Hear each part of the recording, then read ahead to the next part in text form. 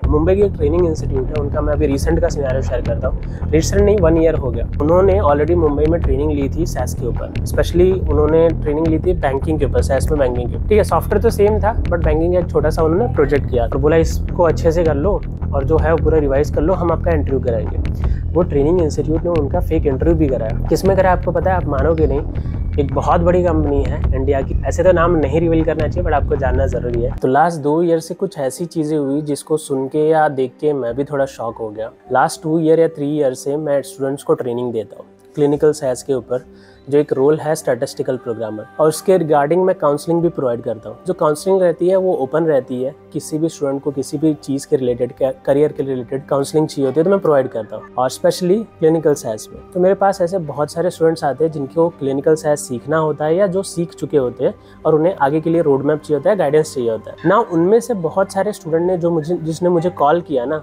उनकी ट्रेनिंग पूरी हो चुकी थी। उनके ट्रेनिंग इंस्टीट्यूट ने उन्हें 2, 3 और 4 साल का फेक एक्सपीरियंस भी बना के दे दिया था। एक केस तो ऐसा था कि जहाँ पे ट्रेनिंग इंस्टीट्यूट ने उन्हें 8 इयर्स का फेक एक्सपीरियंस बना के दिया था। और वो 8 इयर्स का फेक एक्सपीरियंस कहाँ का था आपको पता है? वो इंडिया में नहीं, वो यूएस में था। और यही सेम केस इंडिया में भी। इंडिया में ये फेक एक्सपीरियंस अप टू 1, 2 या 3 ईयर लिमिटेड है। यूएस में एकदम जोरों पे चल रहा है। ठीक है, वहाँ पे 3, 4, 5 या 10 तक जा रहे हैं। ओके, फ्रेशर को मतलब इतना ज़्यादा फेक एक्सपीरियंस दे रहे हैं।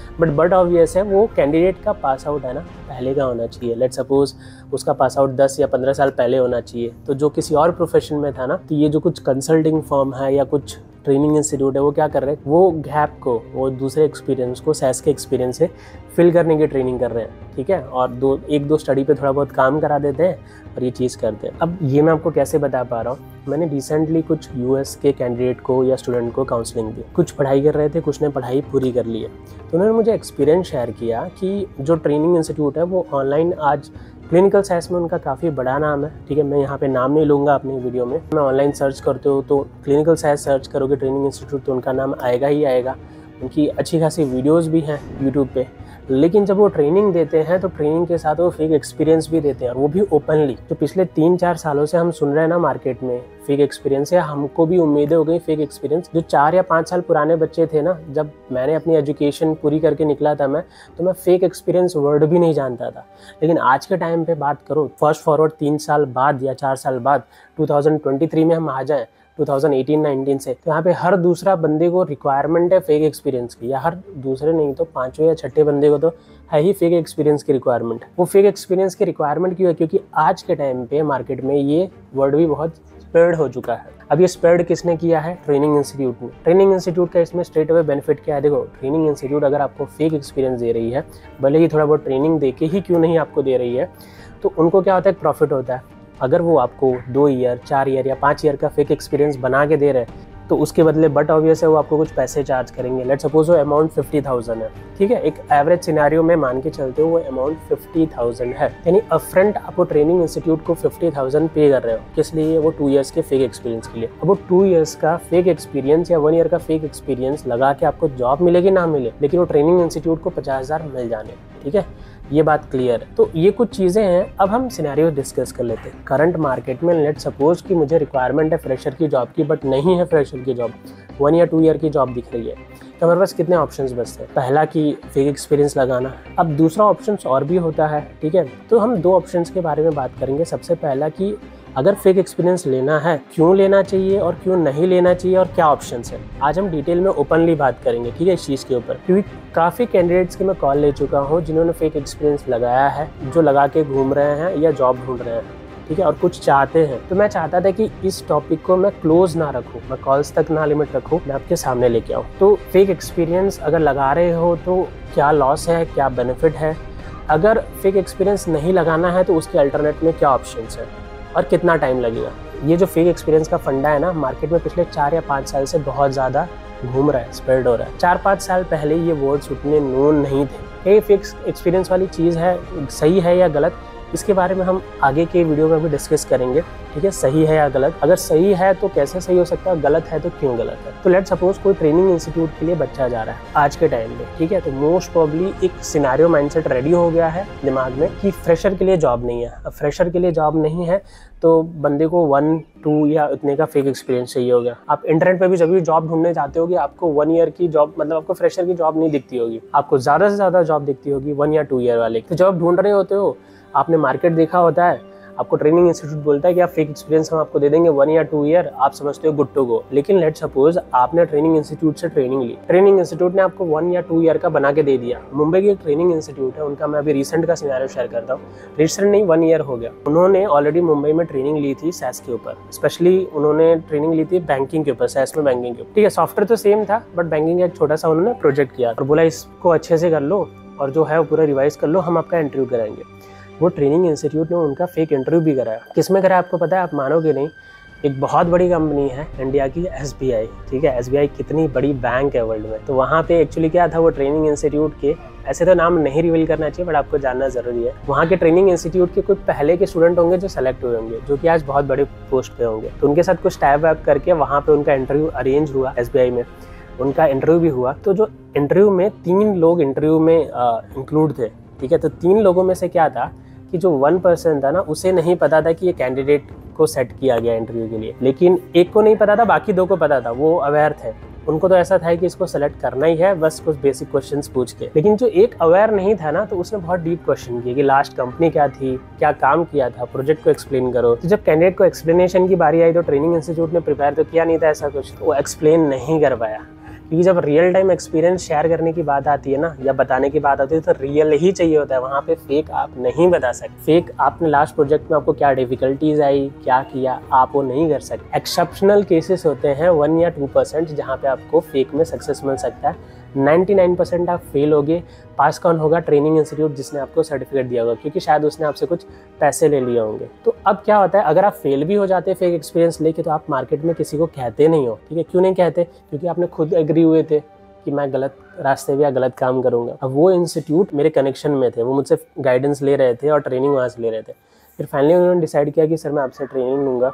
उन्होंने मुझसे ट्रेनिंग स्टार्ट की और अभी उनका SDFC में सिलेक्शन हुआ है एज अ फ्रेशर, ठीक है। अभी यानी अच्छा खासा टाइम हो गया। ये इंसिडेंट्स मैं लास्ट टाइम भी शेयर कर चुका हूँ अपने चैनल पे। तो यानी उस एक्सपीरियंस से क्या सीखा कि सबसे पहली चीज़ तो आपको नॉलेज बहुत अच्छी होनी चाहिए, दूसरी चीज़ कॉन्फिडेंस बहुत अच्छा होना चाहिए। अगर फेक एक्सपीरियंस में फेलियर रेशियो 99% है और सक्सेस रेशियो 1% है, तो क्यों लोग उसकी तरफ जा रहे हैं। लोगों को अल्टरनेट पता नहीं है, लोगों को क्या करे पता नहीं है, तो लोग सोच रहे हैं कुछ नहीं तो यही ट्राई करके देखते नहीं, तो ऐसा फ्रेशर ट्राई करेंगे। बट फेक एक्सपीरियंस कहीं ना कहीं आपके बैकग्राउंड को, और जब आप सीनियर बनोगे तो कहीं ना कहीं उसको हार्म कर सकते। वो आपके उससे हटेगा नहीं जो फेक एक्सपीरियंस लगाया है, वो उनके एम्प्लॉयर में रहेगा ही, एम्प्लॉयर डेटा में आप रहेगा ही। जो आपने फेक एक्सपीरियंस लगाया वो आगे जाके आप निकाल नहीं सकते। तो कमिंग टू उसका अल्टरनेट क्या है, उसका अल्टरनेट, बेस्ट अल्टरनेट है इंटर्नशिप्स। चाहे वो इंटर्नशिप्स फ्री हो, चाहे वो इंटर्नशिप्स पेड हो। इंटर्नशिप्स क्या होता है, इंटर्नशिप्स यानी आप काम करते हो तो कोई XYZ कंपनी है वो आपको कम पे देती है, या ऐसा भी हो सकता है आपको पे ना दे, या तो कोई ट्रेनिंग इंस्टीट्यूट आपको ट्रेनिंग के साथ इंटर्नशिप्स भी देती है। वो इंटर्नशिप 3-6 मंथ्स की भी हो सकती है, ठीक है। अप टू 6 मंथ्स की इंटर्नशिप इनफ होती है। इंटर्नशिप में बेनिफिट क्या होता है कि ट्रेनिंग में आपने पूरा सॉफ्टवेयर सीखा, इंटर्नशिप में आपने वो चीज़ें इम्प्लीमेंट की, रियल टाइम में काम किया, बट आपको सैलरी नहीं मिली होगी, आपको पे नहीं मिला होगा, या तो आपने फ्री में काम किया या शायद उन्होंने कुछ पे दिया होगा। वो या तो वो ट्रेनिंग इंस्टीट्यूट भी हो सकती है, या तो वो XYZ कंपनीज भी हो सकती है। बड़ी कंपनीज भी इंटर्नशिप्स देती है, जैसे कि फाइजर हो गया, पैरेक्सेल हो गया, वार्निक्स हो गया, ऐसे बहुत सारी कंपनीज होती है। बट अगर वो कंपनी आपको हायर करे तो मोस्टली इंटर्नशिप के बाद वो आपको हायर ही कर लेगी। कुछ इंस्टीट्यूट और कंपनीज इंटर्नशिप्स प्रोवाइड करती हैं। तो एज एन इंस्टीट्यूट हम क्या करते हैं, जैसे कि मैं अपने स्टूडेंट को क्या करता हूँ कि ट्रेनिंग तो देता ही हो बेस एडवांस क्लिनिकल में, फिर उसके बाद हम एक प्रोजेक्ट कर लेते हैं, छोटा सा एक स्टडी कर लेते हैं। तो स्टडी में क्या होता है, SDM एडम टेबल लिस्टिंग, जो रियल टाइम चीज़ें क्रिएट करनी होती है ना, वो क्रिएट कर देते हैं। तो ट्रेनिंग के टाइम को हम ट्रेनिंग का टाइम काउंट कर लेते हैं और इंटर्नशिप के टाइम को हम इंटर्नशिप का टाइम कर लेते हैं। तो हम पूरे ट्रेनिंग को इस तरह से कंक्लूड करते हैं, ट्रेनिंग एंड इंटर्नशिप। क्योंकि कैंडिडेट के पास नॉलेज तो होता ही है सॉफ्टवेयर का, जो टेक्निकल चीज़ें बेस एडवांस क्लिनिकल की, प्लस उसको एक्सपोजर होता है वो स्टडी का भी। स्टडी में उसने प्रोटोकॉल देखा होता है, ACRF देखा होता है, स्पेक को देख के उसने SDM Adam table listing at least 1 चीज़ें तो क्रिएट की होती है उसमें से, तो उसको ओवरऑल अवेयरनेस हो जाती है। तो मेरा ये मानना है कि आप जो रियल टाइम वर्क है ना, उस प्रोजेक्ट पे अगर फोकस करोगे ना इंस्टेड ऑफ फेक एक्सपीरियंस, वो प्रोजेक्ट आप कर लोगे। लेट्स सपोज 1 महीने के लिए, 2 महीने के लिए, अप टू सर्टेन लिमिट आप उसको शोकेस कर सकते। आपको कुछ चाहिए दिखाने के लिए, आपको जरूरी नहीं कि आप फेक ही दिखाओ, आप दिखा दो अपना, मतलब आप प्रोजेक्ट पे काम कर लो, ठीक है। कहीं से ट्रेनिंग इंस्टीट्यूट से या कहीं से भी एक स्टडी, उनको बोलो कि आप हमें स्टडी पे काम सिखाओगे या इस तरह से हमें सिखाओगे जो रियल टाइम में होता है, ठीक है। अगर वो आपको ट्रेन करते हैं तो आपका जॉब वहीं पे इजी हो जाता है। अगर उन्होंने आपको 3-6 महीने या स्टडी पे काम कराया या जो रियल टाइम में काम करना है वो काम आपको सिखाया, तो आपकी चीज़ें वहीं इजी हो जाएगी। आपको इंटरव्यू में एक एज मिल जाएगा और आप अपनी ट्रेनिंग और उसको इंक्लूडिंग प्रोजेक्ट पे जो काम किया होता है आप उसको 6 मंथ्स इंटर्नशिप काउंट कर लो, ट्रेनिंग एंड इंटर्नशिप। तो इस हिसाब से क्या होगा, आपका इंटरव्यू में ऑलरेडी एज होगा। अब देखो पेपर में तो आप भले 1 साल, 2 साल, 3 साल या 4 साल लिख लो, at the end of the day interviewer कैसे आपको जज करने वाला है, वो आपका इंटरव्यू लेके जज करने वाला है। तो इंटरव्यू में अगर आप परफॉर्म करते हो, आपको बेसिक नॉलेज भी है, आपको प्रोजेक्ट नॉलेज भी है, प्रोजेक्ट यानी जो रियल टाइम काम करना है उसके रिलेटेड भी knowledge up to certain limit, तो आपको सेलेक्ट करेगा। इंस्टेड आप 2 साल का फेक एक्सपीरियंस डाल रहे हो और आपको 3 मंथ्स का भी नॉलेज नहीं है, ठीक है, आप कोडिंग भी ठीक से नहीं कर पा रहे, तो उससे बेटर है 3-4 मंथ्स का जो ट्रेनिंग होता है और एक स्टडी पे काम कर लो और उसका नॉलेज गैदर कर लो। उसके बाद अपने आप को शोकेस करो मार्केट में, आप बेटर ही परफॉर्म करोगे और सामने वाला आपको प्रेफर ही करेगा। लेट सपोज उसने 2 ईयर वाले का इंटरव्यू लिया होगा जिसका फेक होगा, तो उसका नॉलेज होगा नहीं। आपने अपने आप को 6 महीने का शो किया है ट्रेनिंग एंड इंटर्नशिप, आपका नॉलेज बेटर होगा बिकॉज आप जस्टिफाई करते होगे, जितना आपने सीखा आप उतना जस्टिफाई कर पा रहे हो। बट 2 ईयर वाला जस्टिफाई नहीं कर पा रहा है क्योंकि उसका गैप होगा ना, उसका नॉलेज 3 या 4 मंथ्स का है ट्रेनिंग का, और वो 1.5 ईयर मिस हो रहे होंगे, 1.7 जो ड्यूरेशन है, उतना नॉलेज किया नहीं है उसने कुछ। ये कुछ चीज़ें है गाइस।